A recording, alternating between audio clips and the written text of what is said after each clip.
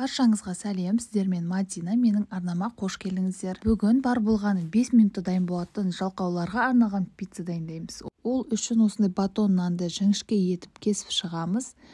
Бір противенге сиятындай етіп алыңыздар, 6-8 дана алсаңыз жеткілікті.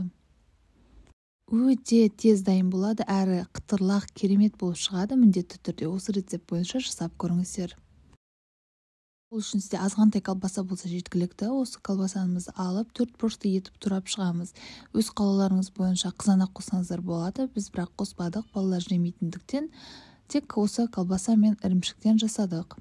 Ұсақ етіп турап аласыздар. Осы турап жатқан кезде алдын ала пешіңізді 210 градусқа қыздырып қойыңыздар. Достар, осы және басқа да керемет оңай дайындалатын рецептерді жіберіп алмас үшін менің арнама тіркеліп кетуді ұмытпаңыздар. Қоңырауша белгісін басып все деген таңдап қойсаңыздар, жаңа видео шыққанда сіздерге хабарлама барып тұратын болады. Келесі кезекте ірімшігімізді алып, үкіштен өткізіп аламыз. Өте керемет жеңіл рецепт. Ешқандай да қамырын жасауды қажет етпейді, илеп ашытуды қажет етпейді. Өте оңай, асығыс кезде дайындай салатын дәмді астардың бірі.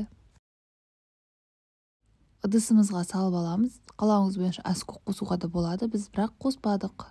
Тек балалар жейтін ингредиенттермен жасадық. Осылай 1-2 ас қасық үстіне майонезді қосып, барлығын жақсылап араластырып аламыз. Және де противенімізге нандарымызды орналастырып шығып, оның үстіне жаңағы дайындап қойған салмамызды біркелкі етіп салып шығамыз да 210-220 градуста қызып тұрған пеште 5-6 минут аралығында пісіріп аламыз. Өте сырты қытырлақ, сыры еріп, өте керемет болып шығады. Міндетті түрде жасап көріңіздер. Сіздерге ұнайды деген ойдамын. Егер видео ұнаса, достарыңызбен әлеуметтік желіде бөлісуді ұмытпаңыз.